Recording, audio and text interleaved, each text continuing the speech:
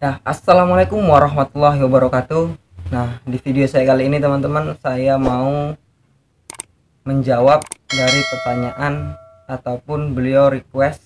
Ada sahabat yang menonton video saya di YouTube. Beliau mengatakan, "Pak, bagaimana sih cara menyelamatkan bougainville yang batang bawahnya itu busuk tapi dia sudah bertunas?" Nah, beliau menceritakan kronologinya seperti ini teman-teman. Beliau menanam bougainville sudah umur 2 bulan. Nah, ketika tumbuh tunas, beliau ingin memindahkannya ke polybag. Namun, ketika dipindah ke polybag, itu batang bawahnya busuk, teman-teman. Dan batang atasnya itu udah tumbuh tunas. Nah, beliau minta sarannya bagaimana cara menyelamatkan hal yang seperti ini. Apakah dia bisa hidup terus atau malah mati kemudian. Oke, di sini saya udah mengambil salah satu contoh bougainville yang seperti beliau. Nah, ini udah tumbuh tunas teman-teman. Nah, ini ya, ini udah tumbuh tunas, tapi batangnya ini malah busuk teman-teman. Nah, ini busuk ya, batangnya ini malah busuk. Jadi, nah ini busuk semua batangnya, batang bawahnya, nah, busuk. Nah, yang seperti ini apakah masih bisa hidup atau tidak ketika dipindah ke dalam polybag? Jawabannya masih bisa teman-teman. Karena apa? Dari hal yang ini yang ditanam ya, yang ditanam di dongkel kemudian busuk.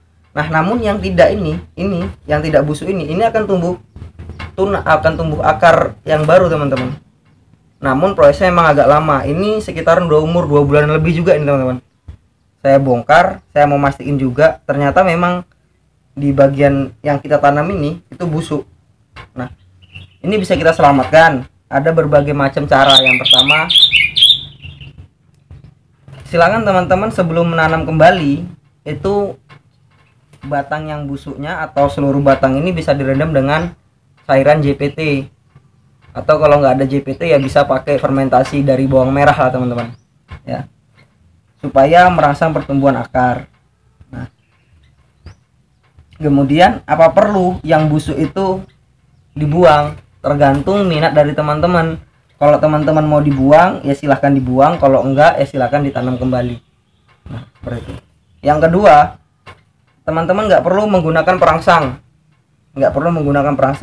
langsung teman-teman tanam dan langsung diberi pupuk NPK. Terserah NPK berapa, saya nggak sebut merek, tapi saya biasa menggunakan itu NPK 16 itu. Begitu ditanam langsung diberikan pupuk NPK 16 itu dikocor teman-teman ya, jangan padat, dikocor supaya begitu dia menyentuh metan, membasahi metan dan membasahi batang bougainville pula, dia akan mempercepat pertumbuhan akar karena penyerapan unsur hara itu pertama itu akar, yang kedua itu batang, yang ketiga itu daun teman-teman. Nah, jadi semuanya itu bisa menyerap unsur hara. Nah, jadi begitu NPK-nya menyentuh batang dan terserap oleh batang, maka akan merespon pertumbuhan akar yang baru teman-teman. Nah, nanti kita praktekin ya. Jadi ini contohnya teman-teman, sama persis kejadiannya, sudah tumbuh tunas tapi batang bawahnya busuk. Ini ya. Nah, ini udah saya tanam teman-teman, bougainville yang tadi nih, ini sudah saya tanam, lihat ya, sudah saya tanam. Nah, ini untuk medianya tanah, tidak ada campuran bahan organik sedikit pun, tanah. Prosesnya kita pemberian pupuk NPK teman-teman, ini NPK 16 itu ukurannya 3 sendok per 2 liter teman-teman ya, 3 sendok makan per 2 liter. Nah, seperti ini. Kalau ini saya kasih campuran air kolam ikan lele teman-teman. Ini saya kasih campuran air kolam ikan lele ya.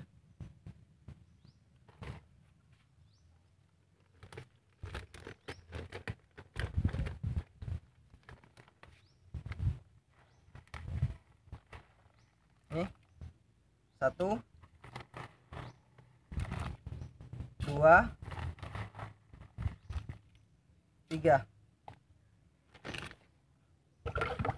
Kemudian kita aduk teman-teman sampai rata.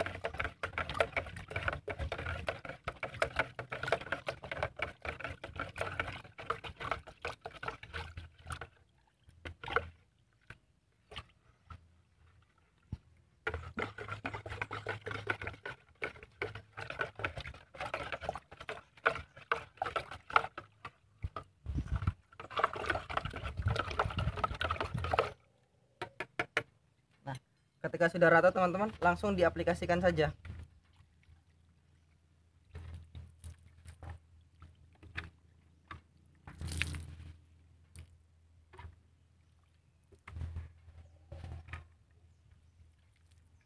Nah, sudah teman-teman ya, udah habis. Nah, kalau udah seperti ini dibiarkan. Kalau mau teman-teman setelah ini letakkan di tempat yang teduh teman-teman ya. Letakkan di tempat yang teduh, bukan yang lembab, yang teduh teman-teman ya.